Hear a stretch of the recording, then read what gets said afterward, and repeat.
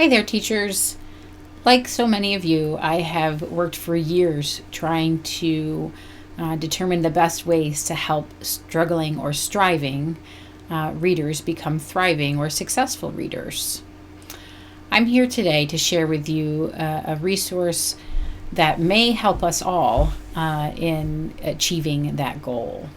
My name is Dr. Jen Schlaber with Lasting Literacy Solutions. I use my 20 plus years in education to help families and educators know more about literacy learning, because when we know more, we can do better. So the text that I'm sharing with you today is titled From Striving to Thriving. It's written by Stephanie Harvey and Annie Ward. Stephanie Harvey is most well known for her text Strategies That Work, which focuses on teaching comprehension. Great text. And most of her other work has focused almost exclusively on comprehension. The text that I'm sharing with you today is focused not just on comprehension, although a good portion of it does include work with comprehension, but also other aspects of how to work with kids who struggle to learn to read. Why do they use the word striving in the title? Well, they really want to encourage teachers and students to get away from the idea of thinking that struggling readers will be struggling forever. And kind of the negative connotation that we have with struggling, and point out that these readers are probably the hardest working little readers we've got, and sometimes big readers, because we know kids struggle at all ages. So the text itself is focused around a framework of 3 different parts: trust, teach, and transform. In the trust segment, they're really talking about wanting us to trust in ourselves as professional decision makers that rely on research and data from our own classroom, from our own students, to make our best decisions in terms of our instruction. And they also want us to trust that striving reader, trust that they really will, have the expectation that they really will improve with the right support and instruction. In terms of the teaching aspect of their text, they really are emphasizing teaching readers, not teaching programs, but teaching readers, giving them what they need. They recognize that critical role of sensitive, thoughtful teaching that's informed by research and good assessment that we do with our readers every day, all different kinds of assessment.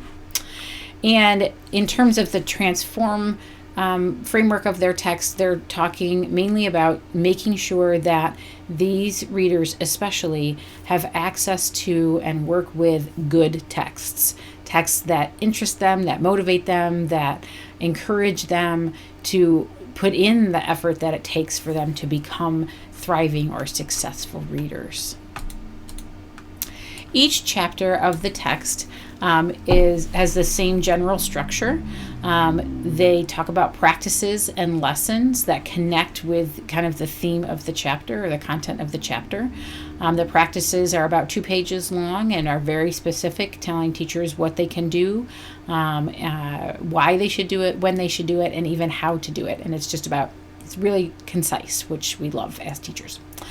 Each chapter opens up with a vignette or story from the classroom to kind of get us hooked into the content and thinking about what the chapter's about. Then they give us a section on researchers that we should know, common researchers that have produced consistent findings that we can rely upon. And then also actions, like turning what we have learning from the research into actions that we take in our classrooms to help our kiddos. And then finally, they end each chapter with some very specific things we can do, but not hard things that we can do to understand our readers better and to think about them as readers in various different aspects of who they are as readers, or the whole reader, not just like this little slice of a reader, like their skills. Or not just their decoding or something like that, but looking at different aspects that really bring them from striving into thriving. Some special features of this text that stood out to me are the practices and lessons. These are, as I said before, they're very concisely written. and informative and practical. The lessons stood out to me because they follow this gradual release of responsibility model, which is just imperative. The research keeps showing us over and over again how impactful this model is, going from, some of us know it as I do, we do, you do, but have a very hard time translating that into practice on a daily basis. And so these lessons that Harvey and Ward have created really help teachers walk through that and turn that into something that happens in their classrooms on a daily basis. I value this text because the authors respect and value teachers. I think just like our students have to know we care and respect them before that they will actually learn from us, the same thing goes with teachers. So you can see that come through the text continuously. Also, they have a lot of connections to key findings and research. They value the research and they help us as teachers use that research to improve our students' learning. They recommend other professional texts. They have a lot of name dropping, good name dropping, and authors to help us learn more on various topics. The practices and lessons that they provide are very realistic for the classroom, and they provide helpful teacher language. They turn research findings into what do we actually say to kids to make this work and come out smoothly in our classrooms. And then finally, the visuals and examples they provide in the text help teachers bridge from professional learning. Yes, I can read this text and it's really great. I can go to the book study and I can talk about it with my colleagues and whatnot. But the visuals and examples that they provide help us go from that professional development to effective practices that actually stick and become routines in our classrooms. If this video was helpful for you, I hope that you would share it with a colleague of yours, and connect with me on social media or my website, lastingliteracysolutions.com, to learn ways that I can help you and teachers with your literacy instruction and assessment in your school. Thanks for visiting. Bye-bye.